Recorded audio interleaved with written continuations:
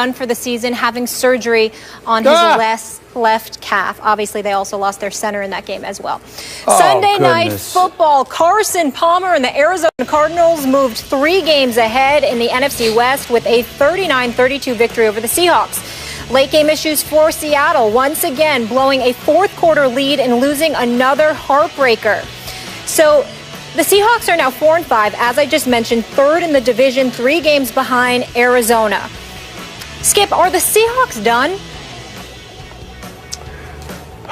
Molly, Stephen A., I have still so much respect for Seattle's defense. I still have so much respect for the weapons on Seattle's offense that I am not going to definitively state right here, right now, that they are done. But I will say, I think they're done. I will say they look like they're done. And I say that only, Stephen A., because of the way they keep losing. Once again, another loss, the 5th loss of the year. And in all 5 losses, Seattle has led in the 4th quarter. Really?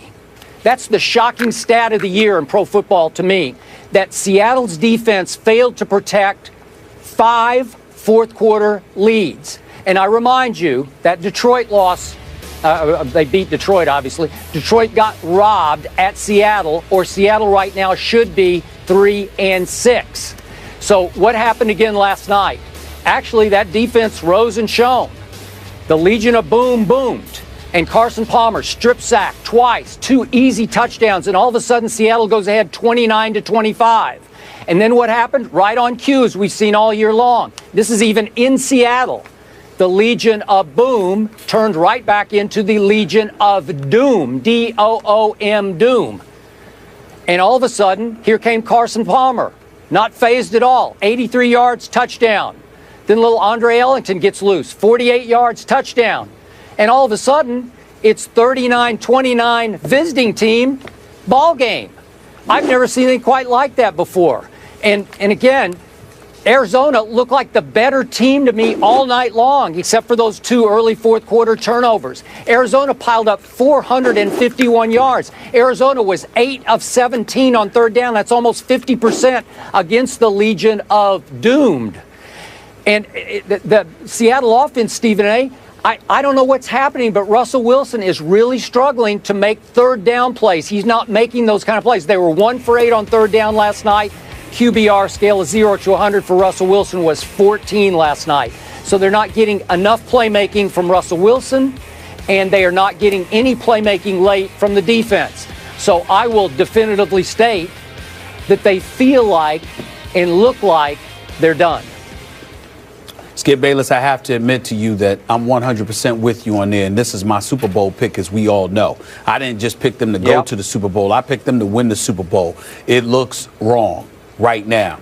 I believe that in order for Seattle to make the playoffs, they're going to have to go 6-1 over their final 7 games in order to pull this out, Skip Bayless. They play Pittsburgh, they play at Minnesota, they play at Baltimore, they play at Arizona. They've got St. Louis on the schedule as well, along with the 49ers and Browns. I think they'll beat the 49ers and Browns, obviously, and I think they'll beat St. Louis in Seattle. But I got to bet on them beating the Steelers and winning at least 2 of those 3 road games at Arizona, at Baltimore, and I'm trying to remember the last one that I said. I got to worry about them winning 2 of those 3 games in order for them to make the playoffs. And right now, it's looking bleak. I never dreamed that the day would come where I'd see the Legion of Boom surrender 39 points. I never thought I'd see that happening. And here's the thing that's so perplexing about it, Skip. Their quickness on defense is so impressive, and they hit you too. And Avril played like a man possessed last night. He was sensational defensively. He was the one that strip sacked Carson Palmer on that first sack in the second half, stripped him, and KJ Wright picked it up and ran it to about the 2-yard line, okay? And then Wright obviously strip sacked Carson Palmer the second go-round, and it was returned into the end zone for a touchdown. That defense, at least at intervals, was playing lights out. but I see too many communication issues. I see too much looking at one another, and I see a coach in Pete Carroll, along with their defensive coordinator, that doesn't seem to have the same level of institutional control that existed last year with Quinn and Carroll spearheading this defense. I really, really will go back by reiterating my point, Skip. That Super Bowl loss and the manner in which it took place, I think, has had such a residual impact that the impact has been devastating. Because I think that this is a team that's just, I look at their talent. Think about it, Skip, with the exception of Corey Williams on one corner.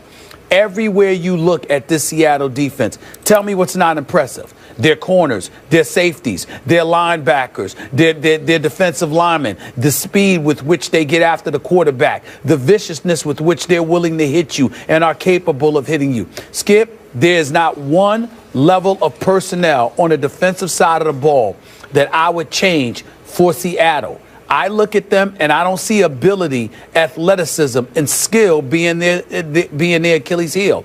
I see trust or lack thereof from one another with no leadership to look towards on the sidelines because they don't trust one another. And it started when Pete Carroll made the worst call in Super Bowl history, maybe NFL history, with the dumbest call on the planet by not giving Marshawn Lynch the football. And I contend, yet again, Skip, that his reasons for wanting to give the ball to Russell Wilson instead of Marshawn Lynch is up for grabs because you've got some people inside that locker room that feel he didn't want Marshawn Lynch to be the hero. He wanted Russell Wilson to be the hero. And it's a level of trust that is sorely lacking. On the offensive side of the ball, let's face reality. It's two problems that they have here. Basically, three. You only gave it to Marshawn Lynch 8 times. The guy averaged more than 5 yards a carry yesterday and scored a touchdown. And he was on the ball. You know you got a problem when Marshawn Lynch, beast mode, is on the sideline getting in guys' face to get them motivated to do their job. I never saw that before.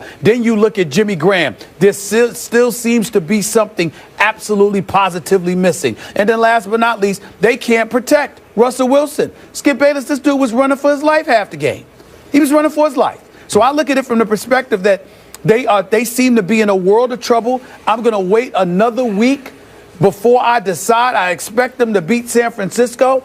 But right now, just looking at them, in order to make the playoffs, with Minnesota and Green Bay in the north, with Atlanta and Carolina in the south, with one of the teams having to come from the east, all right, and Arizona clearly going to be the team coming from the west, you have to go 6-1. I don't believe a 9-7 record is going to get you a wild card spot. It'll get somebody in the NFC East the division crown, but it's not going to get you the wild card spot in the NFC. You got to go at least 10-6, which means they've got to win 6 of their next 7.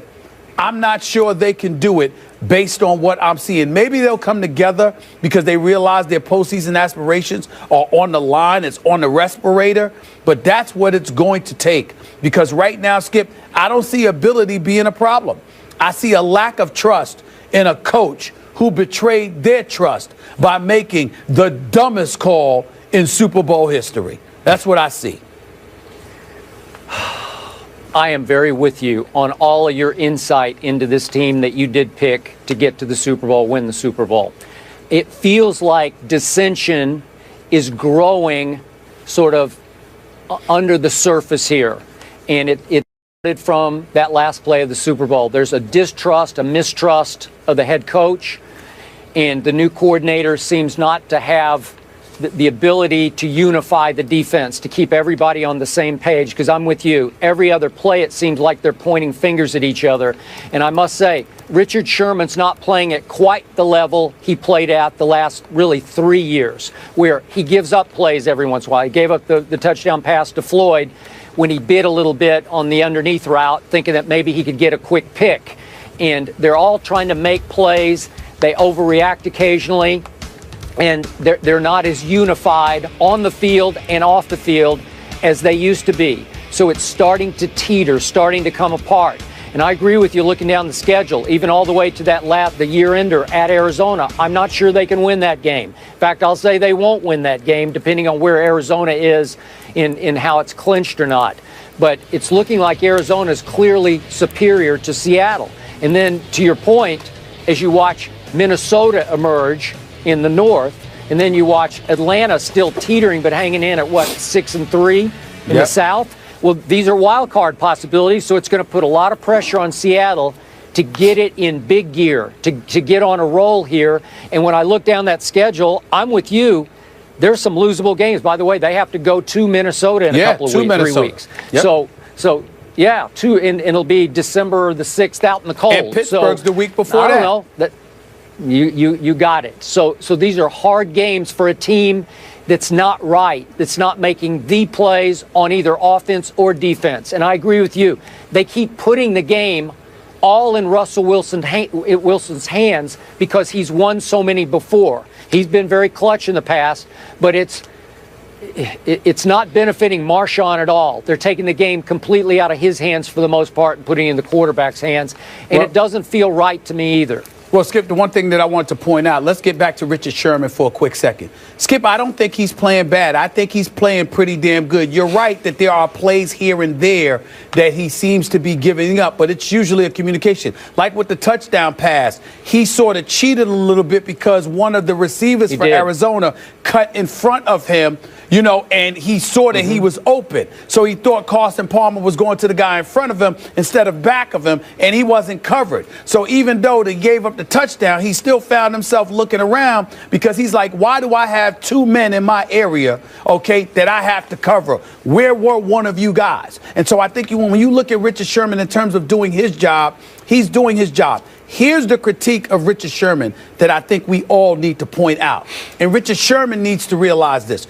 Richard Sherman didn't just get his money because he's one of the gifted corners in the game. Richard Sherman got his money because his brashness, his bravado, how he, you know, as much as it may have been a turnoff for the opposition and some media critics, his behavior sparked and galvanized a lot of guys around him. It wasn't just Cam Chancellor and that leadership ability about guys attacking their fears, like he told me they were all trained to do, and all of them admitted when we were at the Espns a couple of years ago. This is also about a guy like Richard Sherman who would get in guys' face, do his job, and literally motivate the Wagners and the Thomases of the world, and the list went on and on of guys around him, getting guys fired up.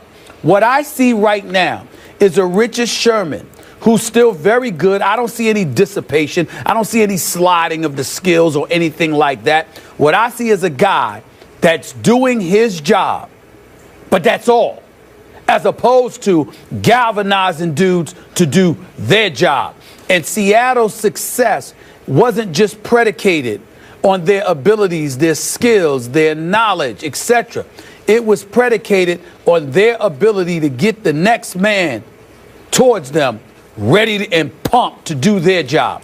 I don't see that now. You might see it when they make a play, when they actually do something, but I don't see it when they're trying to inspire others to do something. There is something missing, and I do not blame the players. I blame Pete Carroll and Darrell Bevell. They made that call. If they had lost the Super Bowl because they gave the ball to beast mode, none of this would be an issue, Skip. We gave it to beast mode himself, Marshawn Lynch. Take us to the promised land. They could have lived with that, Skip. But the coaches took a Super Bowl championship away from them. And I don't care what anybody says. I don't know how you get trust back when you look at a coach and you feel like he gave away a Super Bowl because of something other than what your identity was about. Their identity was the Legion of Boom and beast mode. And he wanted Russell Wilson to be the hero for some reason. It's costing him. Okay, I hear you on your Richard Sherman points. Those are fair. On your last play of the Super Bowl call, I told you that the next day. I disagree with your premise on that, but where you're right is I think all those players you're talking about, especially on defense, they all agree with you. So it's a huge issue that still lingers under the surface. It's still festering under the surface for this team. So I get all that. Last quick point, Molly, just let me throw this in. We've talked about Seattle. I got to give some props to Arizona. We did not pick. Yeah, hey, listen, we both picked Seattle to win this game. I said on Friday, right at the end of the show, Arizona hasn't had one game that really impressed me because all their the people they'd beaten were all under 500, and then they had lost, a couple of games I didn't think they should have lost. So my point is, last night, that was impressive. Carson Palmer is still the best deep thrower in all of pro football, and now that he's healthy, we're seeing that come to fruition again. He's 13-2 as a starter. They're 5-5 without him in the lineup, Skip. We got to give him props. Larry Fitzgerald took that hit. He got right back up like it was nobody's business. Andre Ellington ran for that 48-yard touchdown. Honey Badger had a big-time interception, and what an exceptional playmaker he is. We all know that. But in the end, it also comes down to 14 penalties for 131 yards on behalf of Seattle's defense. And I'm here to tell you, Skip, if you throw it to the sideline and it's an incompletion, you still got 2 more plays to go in the Super Bowl. They could have eaten that. To take that kind of risk and to take the ball out of Beast Mode's hands, it definitely resonates with those players. Whether they admit it or not, they don't trust the coaches the way that they used to. Props to the Cardinals and, of course, to Bruce Arians as well. So quite a few people had Seattle going into the Super Bowl as well as the Cowboys. Of course, on our show, too. And Dallas can certainly relate to their struggles. Dez drops the ball in Tampa literally. How much is Big D's 7th straight loss on the Cowboys star receiver? Find out next. And we're here for you to get your